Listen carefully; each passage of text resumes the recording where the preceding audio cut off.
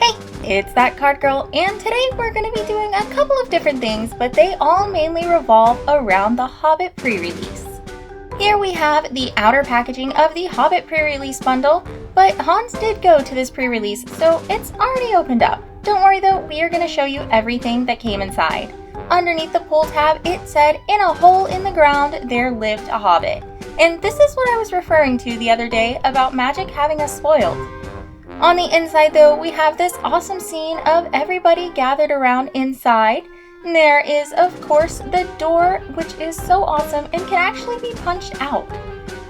Inside these flaps is, of course, where our deck box and everything was, but like I said, that Hobbit door can be punched out and will reveal this awesome text on the inside. Hans and I, though, just couldn't bring ourselves to take it out because it just looks so cool. Next up, we have the deck box that was inside with the awesome treatment of the magic fork on the front and this scene that goes all the way around, including on the bottom, which I think is a pretty awesome touch. Inside right now, of course, is empty, but this is usually where your 6 pre-release packs plus your little extra bonus pack comes inside. Then you, of course, had included a building a pre-release deck guide, and on the other side it tells you different products for the Hobbit set. Then, of course, featuring that awesome theming for the magic fork, we have our divider card, and on the back side it has actually illustration from one of the cards. Then there is the themed spin down life counter. The camera never seems to be able to capture how awesome these look and all the fine details, like there's red speckling on this one. Now though, we have the contents of all of the packs that Hans opened up during the pre-release. I will go ahead and mention though that Hans does trade sometimes with people at the events for cards that they need or anything like that, so if there's not the exact right number of cards, that's just because Hans is an awesome guy. Then we have the deck that Hans built for the pre-release event itself. And also, I just want to mention that Hans picked up the Go Nuts Game Gen X Premium Art Sleeves for sleeving up his pre-release deck because he knew that I was wanting them. And guys, they are just as awesome as I was hoping they were going to be. And if you see down in the bottom middle, we have the 4 different seasonal full art planes, and these are the non-foil ones. Like I mentioned in the video we put out about the Hobbit bundle, these seasonal planes are only available in 3 different places, in 3 different treatments. You get the non-foil version of them here in the pre-release kit, you get the foil version in the bundle, and you get the Surge foil version in a gift bundle. You cannot pull these out of play packs or collector boosters. Now, one of the awesome things about going to a Magic the Gathering pre-release event is that you also get digital packs to open on Magic the Gathering Arena for that set as well. And since Hans went to the pre-release and opened all the packs up there so he could build his pre-release deck, he saved his Arena packs to be able to open for y'all today. And, well, he also has been saving quite a few packs to be able to open up and share with y'all, because I don't know if you remember me saying this before, Hans and I have developed a bit of an obsession with playing Magic the Gathering Arena. So while Hans is opening up all of these packs he's saved up to open, and including the 20 Hobbit packs that he has saved up. Now, keep in mind, you don't get 20 Hobbit packs from going to pre-release, but he has a few extra that he saved as well. I'm going to talk about a few different things, like about the history of Magic the Gathering Arena and what alchemy is inside of Arena. But the first thing I'm going to do is go ahead and let you know we heard your answers to our poll loud and clear. Pretty soon, Hans is going to start streaming himself playing Magic the Gathering Arena on the channel on Mondays. Now, we're not going to have a mic set up or anything, but either Hans or I will be in the chat chatting with y'all. And who knows, sometimes I might join in and be who Hans plays against. We have some pretty fun matches sometimes where we don't worry about winning or losing, we just like to see what all our cards can do and what crazy state we can get the board into.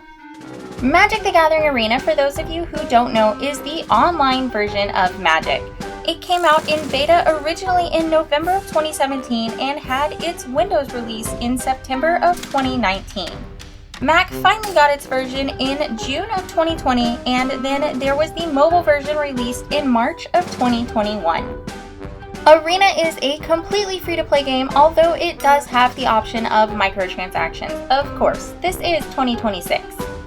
As a fun note, my account on Arena has had no money put into it. Any money that we have spent on Arena has been on Hans's account. Arena is a great place to start playing Magic because it helps you learn as you play and you don't have to sink any money into getting the cards. There are tons of different types of Magic to play in Arena, just like in Paper Magic, and Arena even has its own version of Commander called Brawl. Now, Arena does have its very own exclusive type of gameplay called Alchemy, and they actually have Arena-only cards called Alchemy cards. Alchemy launched in December of 2021, and the first Alchemy set was Innistrad. And for every set that's come out since, there will be the main set release, and then a little bit later, there's an Alchemy set that comes out for it.